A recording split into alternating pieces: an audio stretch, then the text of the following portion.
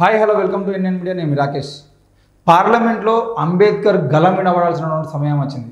ఈ 2024-25 కేంద్ర బడ్జెట్ సమావేశాల నేపథ్యంలో పార్లమెంట్లో జరగబోయేటువంటి చర్చల పట్ల దళిత బహుజన మైనార్టీ ప్రజలు ఆసక్తిగా ఉన్నారు.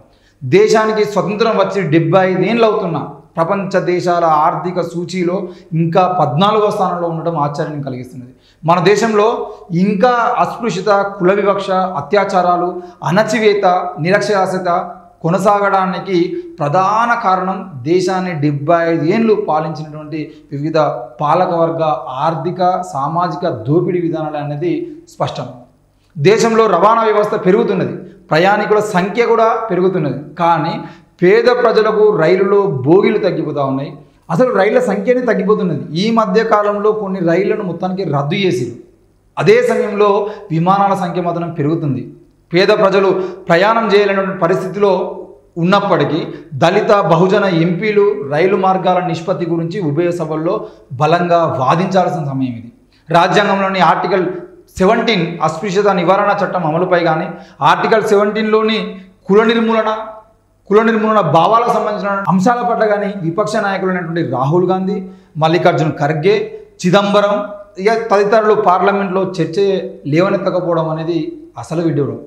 ఏ రాజ్యాంగాన్ని అయితే ప్రధాన ప్రతిపక్ష నాయకుడు రాహుల్ గాంధీ పార్లమెంట్లో తన చేతిలో పట్టుకొని ఎత్తి చూపిస్తున్నాడో ఆ రాజ్యాంగంలో ఉన్నటువంటి ప్రధాన అంశం అస్పృశ్యత లేని భారతదేశాన్ని స్పష్టించడమే, అస్పృశ్యత లేని భారతదేశాన్ని సృష్టించడమే. మరి అలా సృష్టించాలంటే దళితులకు భూమి పంపిణీ, విద్యాభివృద్ధి, నిరుద్యోగ నిర్మూలన, ఉద్యోగ కల్పన, ఉన్నత విద్యా అవకాశాలు కల్పించడం ప్రధానమైంది. మరి డాక్టర్ బిఆర్ అంబేద్కర్ ఈ అంశాలను ఆ రోజుల్లోనే వాదించినటువంటి విషయాన్ని ఈ సందర్భంగా మనం గుర్తు చేసుకోవాల్సిన అవసరం ఉంది. మత సామరస్యవాదం వల్ల అస్పృశ్యత పోతుందా, బౌద్ధ సాంస్కృతిక విప్లవం వల్ల పోతుందా అనే అంశాన్ని అధికార పక్షం, విపక్షం అర్థం చేసుకోవాల్సిన అవసరం ఉంది. దళితులకు భూ పంపిణీ ద్వారానే దేశ సంపద పెరుగుతుందని అంబేద్కర్ చెప్పినటువంటి ఆర్థిక సామ్యవాదాన్ని రెండు పక్షాలు అర్థం చేసుకోలేకపోతా ఉన్నాయి. మరి నిజానికి అంబేద్కర్ కృషి వల్ల అస్పృశ్యతను ఒక నేరంగా రాజ్యాంగం పరిగణిస్తున్నప్పటికీ ఇంకా ఈ దేశంలోని లక్షలాది గ్రామాల్లో అస్పృశ్యత అనేది వెంటాడుతూనే ఉంది. దీనికి స్పష్టమైనటువంటి కారణాలను పార్లమెంటు చర్చల ద్వారా సాధించలేకపోతా ఉన్నారు. అంబేద్కర్ రాజ్యాంగ చర్చల సందర్భంగా సోషలిస్టు సిద్ధాంతాల నుంచి రాజ్యాంగం రూపొందిందని, శాసనాధికారుల నుంచి సోషలిజాన్ని సాధించాలని పేర్కొన్నారు. కానీ ఆచరణలో ధనస్వామిక శక్తుల అభివృద్ధికే గత ప్రభుత్వాలు పాటుపడ్డాయి. మరి ఈ విలువైనటువంటి అసమ సమాజ సృష్టి కోసం అంబేద్కర్ రాజ్యాంగాన్ని రాయలేదు. అంబేద్కర్ స్టేట్స్ అండ్ మైనారిటీస్ అనే గ్రంథాన్ని రాజ్యాంగ రచనకు ముందే ప్రచురించారు. అందులో ఆస్తిని జాతీయం చేయాలని, అప్పుడే ప్రజలకు ఆర్థిక సాంఘిక న్యాయం జరుగుతుందని ఆయన క్లియర్గా చెప్పారు. అసమానతలతో నిండినటువంటి ఈ వ్యవస్థలో కులము, మతము, జాతి ఆధారంగా వివక్ష చూపితే ప్రాథమిక హక్కులకు భంగం కలుగుతుందని రాజ్యాంగ చర్చల్లో బాబాసాహెబ్ అంబేద్కర్ నొక్కి చెప్పాడు. మతరహిత రాజ్యాంగ పద్ధతే సెక్యులర్ విధానం అని రాజ్యాంగ చర్చల్లో ఆయన వివరించారు. మతం వ్యక్తిగతమని, రాజ్యాంగం వైజ్ఞానికంగా జ్ఞానపరంగా నడవాల్సినటువంటి అవసరం ఉన్నదని ఆయన పేర్కొన్నారు. ప్రభుత్వ సొమ్మును మత బోధనలకు, మత కార్యక్రమాలకు ఉపయోగించకూడదని రాజ్యాంగంలోని ఆర్టికల్ 21 స్పష్టం చేస్తున్నది. మరి సెక్యులరిజం అంటే మత ప్రమేయం లేనటువంటి రాజ్యం అనే అర్థం.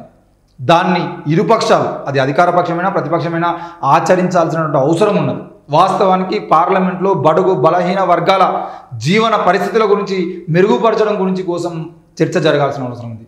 కానీ మతపరమైనటువంటి అంశాలకే ఎక్కువ సమయం కేటాయిస్తున్నారు, విలువైన సమయాన్ని వృధా చేస్తున్నారు. సామాజిక ఆర్థిక అభివృద్ధి గురించి, ముఖ్యంగా మహిళలపై జరుగుతున్నటువంటి అత్యాచారాలకు సంబంధించిన విషయంలో మూలమైనటువంటి మద్యపాన నిషేధం గురించి కానీ, మత్తు పదార్థాలకు సంబంధించినటువంటి విషయాలపై కానీ పార్లమెంట్లో దృష్టి సారించాల్సిన అవసరం ఇప్పుడు ఉంది. అంబేద్కర్తో పాటు రామ్ మనోహర్ లోహియా కూడా కులాధిపత్య భారత రాజకీయ వ్యవస్థ మీద ఒక బలమైనటువంటి చర్చ పెట్టారు. భారత రాజకీయాల్లో కులం నిర్వహిస్తున్నటువంటి పాత్రను తక్కువ అంచనా వేయరాదనే అంశాన్ని లోహియా నొక్కి చెప్పారు. దళితుల ఉన్నత విద్యను ప్రోత్సహించడానికి విశ్వవిద్యాలయాల్లో ఎక్కువ నిధులు ఇచ్చి ప్రత్యేకమైనటువంటి ఏర్పాట్లు చేయాలని బాబాసాహెబ్ అంబేద్కర్ చెప్పారు.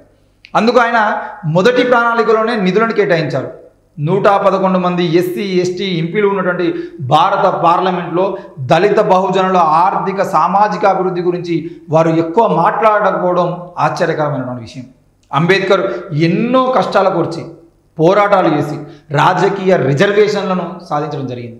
మరి అయితే ఆ హక్కులు నెరవేర్చేటువంటి క్రమంలో ఎస్సీ ఎస్టీ ఎంపీలు పోరాడుతున్నారా అనేదే ఇప్పుడు మొదలైనటువంటి ప్రశ్న. వివిధ పార్టీల్లో ఉన్నప్పటికీ 1989లో ఏపీ దళిత మహాసభ ఆధ్వర్యంలో 1989 SC ST prevention of atrocities act సాధించారు. మరి ఇప్పుడు మళ్ళీ అదే ఐక్యత దళిత ఎంపీల్లో కావాలి. అట్రాసిటీ యాక్ట్ను దేశంలో బలంగా అమలు జరపాలని వారు వాదించగలగాలి. బీసీ అంటే వెనుకబడినటువంటి కులమని కాదు, వెనుకబడిన తరగతి అని అర్థం. మరి వారు కులాలు కావచ్చు, బౌద్ధులు కావచ్చు, క్రైస్తవులు కావచ్చు, హిందువులు కావచ్చు, ముస్లింలు కావచ్చు, క్రైస్తవం నాటికి వీరి మధ్య ఐక్యత లేదు, వీరికి జనగణన లేదు. మన రాజ్యాంగ నిర్మాత వీరి కోసమే రాజ్యాంగంలో ఆర్టికల్ 340ని పొందుపరిచారు.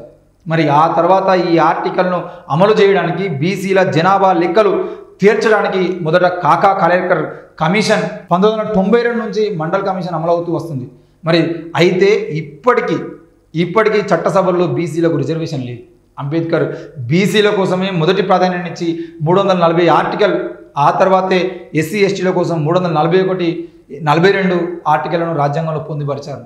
మరి బీసీల అభ్యున్నతి కోసం వారి ఆర్థిక సామాజిక అంశాల మీద సామాజిక న్యాయం కోసం 340 ఆర్టికల్ను తీసుకువస్తే బీసీలు మత ఛాందసవాదులై దైవానికి తలవంచి అగ్రకులాలకు బానిసలైపోయి బీసీల విముక్తి ప్రదాత అయినటువంటి బాబాసాహెబ్ అంబేద్కర్ను మర్చిపోయి మానసిక బానిసత్వంలో బతుకుతున్నారు. బీసీ సమాజం ఒక గొప్ప సమాజం.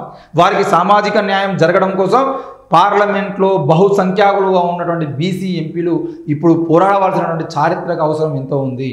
దేశంలో పేద ప్రజలకు ఉచితంగా ధనం ఇవ్వడం కంటే వారిలో ఉన్నటువంటి వ్యవసాయ కూలీలకు భూమి, యువకులకు గ్రామీణ ఫ్యాక్టరీలు, విద్యావంతులకు ఉద్యోగ అవకాశాలు పెంచాల్సినటువంటి అవసరం ఉన్నది.